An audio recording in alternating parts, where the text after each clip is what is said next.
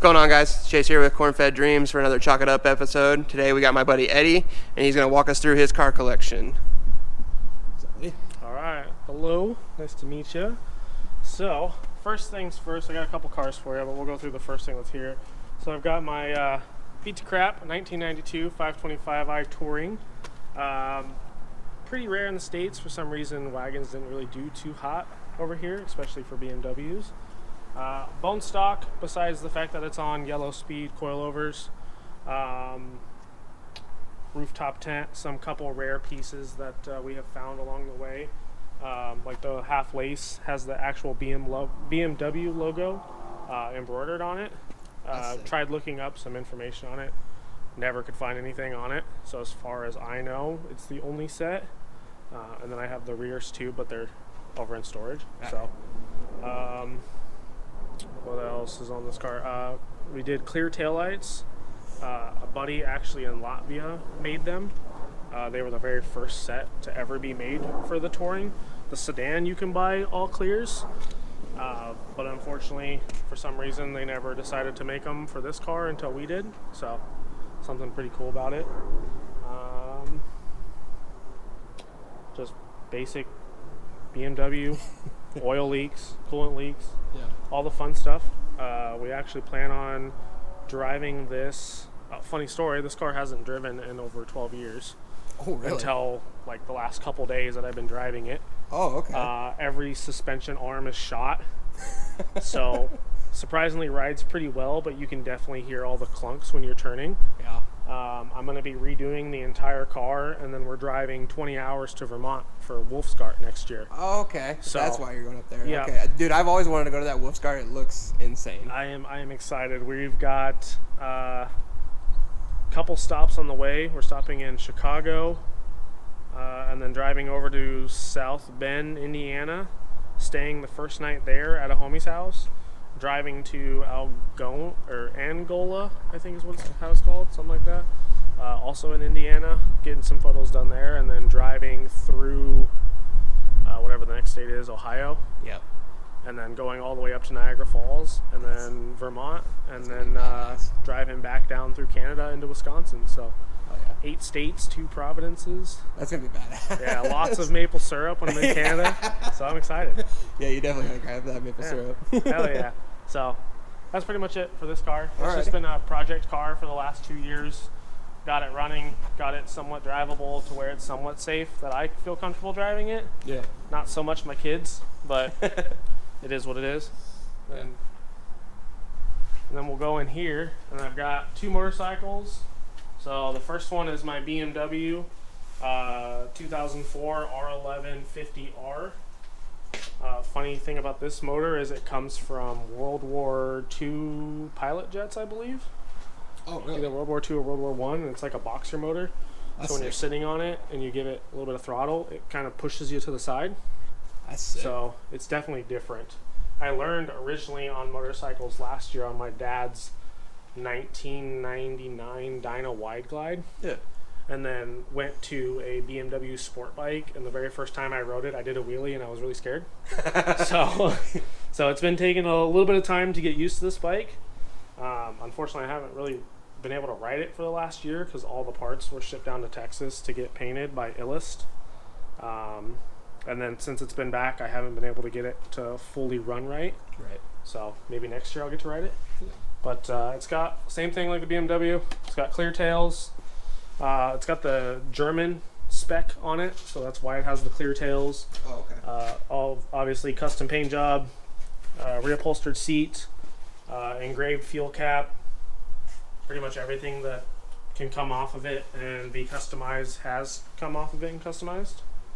Eventually, if this bike ever becomes a 100% show bike, I plan on taking the wheel off, and somebody on the internet said that you can take the rear brakes off and you can put like a BBS wheel on it.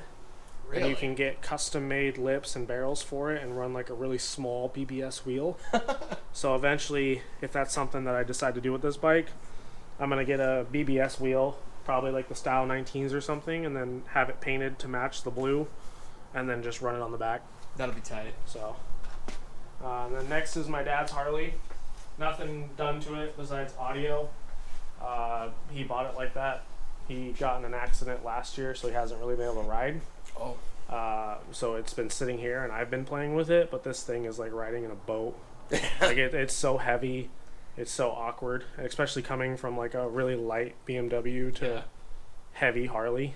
But when I do ride it, it's a blast. So. And then to the car that most people know me for, my 2008 C300 Mercedes, lowrider style inspired with a hint of VIP from like the Japan scene. Whole interior is obviously gutted right now because we're working on getting the dash painted to match the roof. And then eventually the hood and the trunk are also going to get painted to match the entire pattern all the way down. And then the seats are going to get reupholstered to the purple that's on the roof with pink stitching. Right. So. Yeah, the lowrider style is so insane. Like when I saw Jake and he got that new paint on his, I thought it was crazy that people were doing this stuff to these types of cars. I had seen it, people start doing it too, like lifted trucks and stuff. I started seeing people doing it to the barrels of their like American Forces and stuff like that. And it's crazy, like the amount of detail that those guys get into these wheels is crazy. And like, what made you like decide on the engraving? It always kind of been a thing. It started with the paint. We kind of did the paint, and then I really got into lowrider style and started getting more into the culture of lowrider. Now, like, I hang out with like a lot of the lowrider guys that actually have like the Caddies and the Impalas and all the traditional lowrider stuff.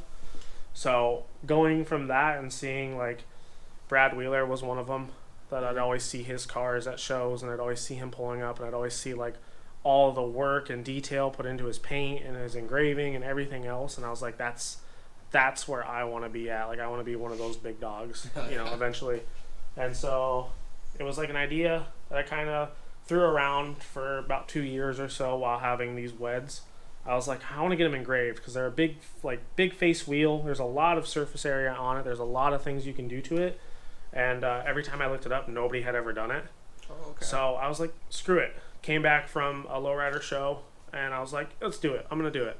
So I took them apart, sent them off to Arizona, and then had a buddy named Rudy engrave them. And then after he did that, I just started engraving everything, and it just became addicting at that point. So we've done the wheels, the wiper arms on the Mercedes are also engraved. Eventually, the whole underside I want to have engraved, and then we'll have a little bit of touches on the inside and the trunk that'll also have engraving on them.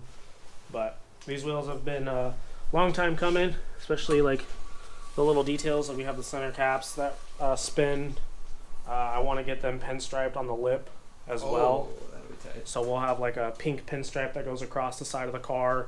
I'll have some pink that goes on the wheel. We have purple that kind of ties in the roof to the wheel with the hardware. Yeah, that's sick. So everything will kind of flow together.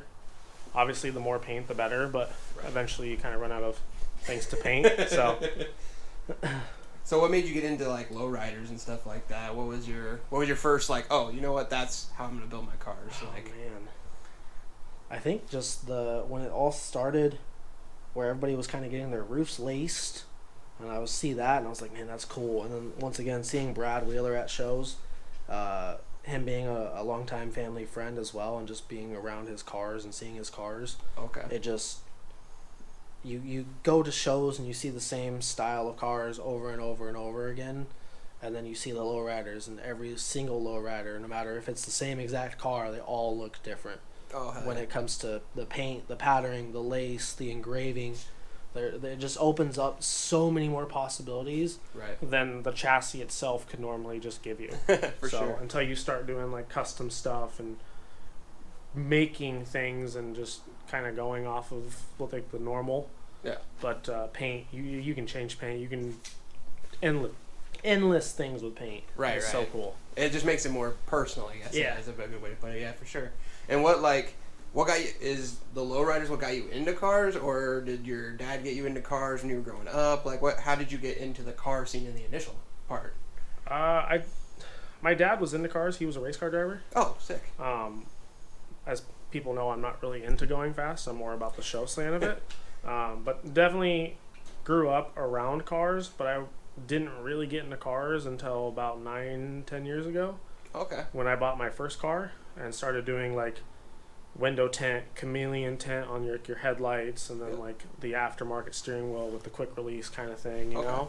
And then that car, my first car was a Mitsubishi Eclipse with Lambo doors.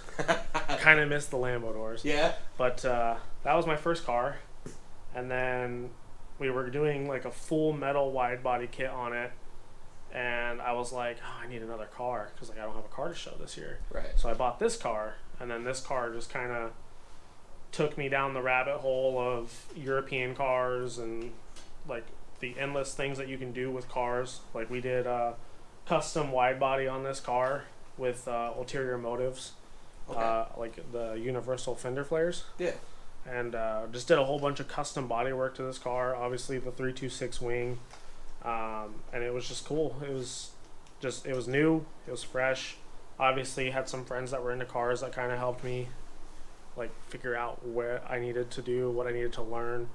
Because at that time I was just that annoying kid that was like, hey, what do I run my tire pressure at? You know, like those kind of like little questions that like everybody should know but like didn't know at the time. So well, it's good that you had those people that were actually forward and helping you, not like, oh, this damn kid type thing. They probably were in the back of their head, but they were like, one of them was David from Innovative Auto Haas, and he was always like very helpful when it came to like going down the European scene, because like there's some guys around here that are pretty big into like Euro cars, but a lot of them are like pretty like quiet in the scene.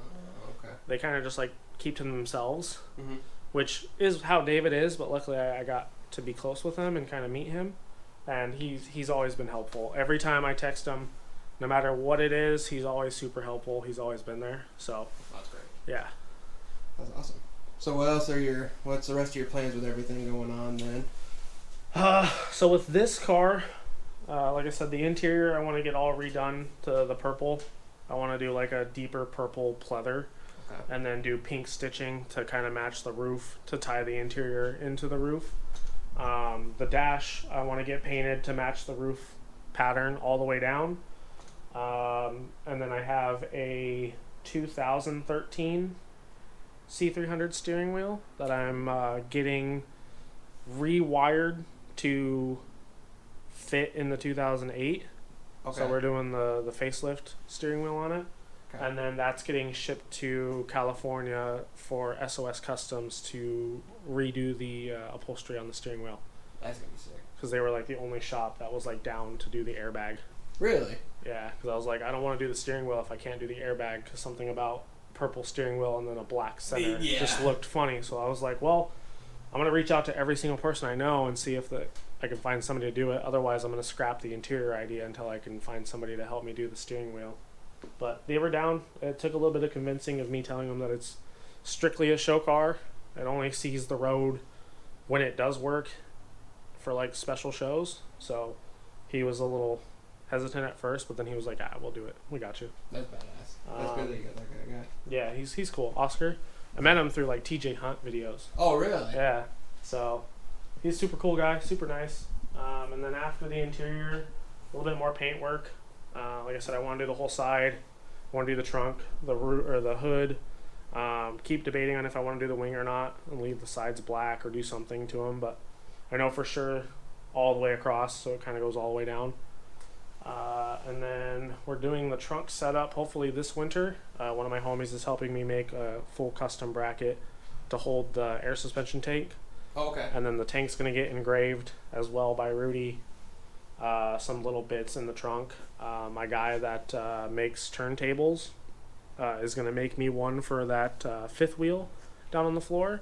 And then the fifth wheel is going to rotate around in the trunk and also be fully engraved. Oh, that'll be sick. So they're kind of tying the whole build together. Yep. That's sick. And then if anybody has a 2J that's just sitting there, if they want to donate it, I'll definitely take a 2J. For sure. I want to put a 2J swap in this, engrave the entire engine, and then have the whole car just fully engraved. So. Yeah, that'd be tight.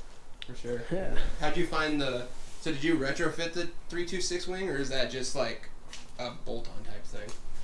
It was a universal 326 mount wing And then when we got it, I had to adjust the mounts for the feet, I guess you can say, because they weren't fitting on it properly. So we added some fiberglass to them, sanded them down, made them all fit.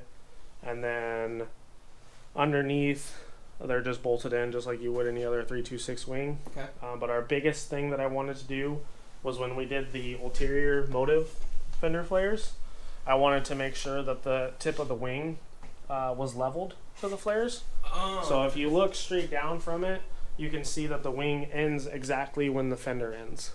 So it's one of those like really, really like small details that most people don't know. Yeah. But it was one of those things that I really, really wanted. And the 326 wing was long enough on the body that with the 2 inches that we added, it stops perfectly. Seriously, at the end of them, that's yeah. an insane like little touch that makes. I guess that's why it looks so clean like it does, because it looks like it's perfectly aligned. Yeah. Which I guess is what you Yep. designed it for. That's fucking crazy. Yeah, so we did custom front fenders too. We had a guy that made metal fenders, Really? so that way we could weld the ulterior motive fender flares on Okay. there, and then we added the like air vents. Oh, okay. We'll go over here and take a look at these air vents and stuff. This shit's crazy. Yeah, I didn't realize that it was a aftermarket body kit. I thought it was like an AMG kit originally. Fully custom kit. Okay. Get these engravings too on this. Those are cool. I didn't even realize those are engraved.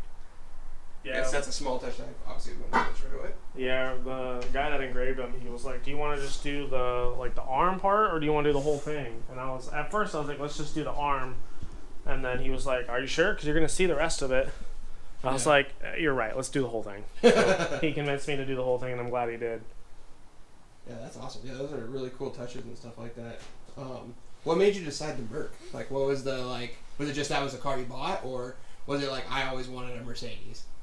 Kind of always wanted a Mercedes, but realistically, I was also, I think, 19, 20 at the time, and I was like, it'd be cool to own like a Mercedes. Yeah. So it was one of those like, not dream cars, but like the dream brand, I guess. Okay. But then also being that young kid and being like, oh, it's kind of a flex kind of thing. Yeah. So that's why I went with it. And then the C300 always looked nice. I always liked the shape of the body, like how well it flows. But like if you ask me that on any like European thing, I'm gonna tell you that they all look good. Yeah. So it was just one of those things. It was just the car that kind of stuck out when I was looking for another car, and then it just happened to push me down the hole of owning all these European things. Okay. So, yeah, I was about to ask what caused you to get into the Euro side, but Yeah. I guess that's what it's definitely sparked this it. car. That's awesome. Is there any other what's your next dream Euro you want to pick up? I really want a Porsche, like a really old air-cooled Porsche, Yeah. Like a 1970s, 1980s.